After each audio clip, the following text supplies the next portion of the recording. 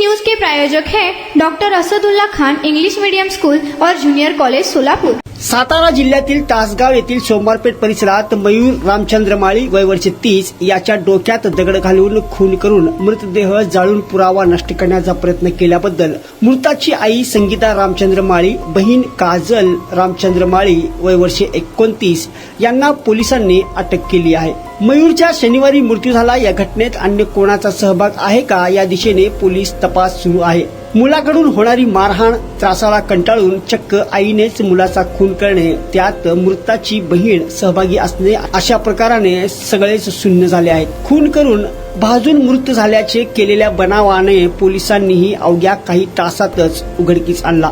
पोलिसातून मिळालेली माहिती अशी की सोमवारपेठ कासारगल्ली परिसरातून मयूर रामचंद्र माळी हा युवक आई, वडील, 2 बहिणींसह राहत होता। शनिवारी घरातून धूर येऊ लागल्याने आजूबाजूच्या नागरिकांनी धाव घेतली। घरातील जळलेले साहित्य, मयूर याचा होरपळलेल्या संशयास्पद स्थितीत मृतदेह आढळून आला। घरातील जळलेले साहित्य, मयूर याच्या डोक्यात झालेल्या जखमा, रक्ताचे थोराळे यावरून या मृताबाबत संशय व्यक्त होत होता। पोलिसांनी मयूरची आई संगीता, बहीण काजल यांना ताब्यात घेऊन चौकशी केली असता धक्कादायक प्रकार उघडकीस आला।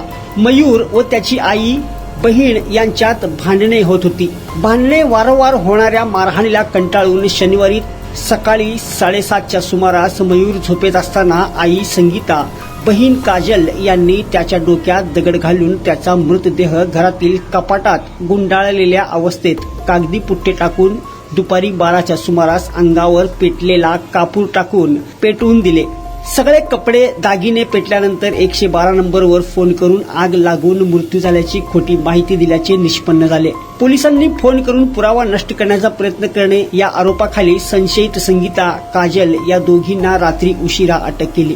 पोलीस उपनिरीक्षक विजय गोडसे यांनी या प्रकरणाची फिर्याद दिली। पोलीस अधीक्षक सचिन थोरबोले, निरीक्षक सोमनाथ वाघ यांनी घटनास्थळी भेट दिली। दरम्यान पोलिसांनी गुन्ह्यात अन्य कोणाचा सहभाग आहे का याचा तपास सुरू केला आहे। हुशारीने मयूरच्या खुनाचे नियोजन केले होते। रात्री झोपण्यापूर्वी जेवणातून गुंगी येण्यासाठी जायफळ आणून ठेवले होते, मात्र तो रात्री घरी जेवला नाही।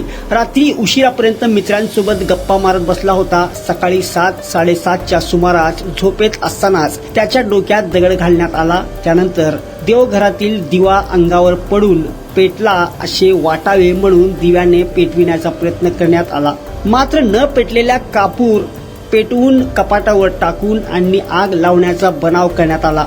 मयूरला 2 बहिणी आहेत। थोरली बहीण परगावी गेली होती। घरी आई, वडील, धाकटी बहीण एवढेच जण होते। Unique education society doctor Asadullah Khan English medium school और जूनियर कॉलेज के 10वें वर्धापन के अवसर पर नर्सरी, LKG, UKG एडमिशन पर अब 3000 रुपए का डिस्काउंट। इतना ही नहीं बल्कि ग्रेड 1 और ग्रेड 2 के एडमिशन पर 5000 रुपए की छूट।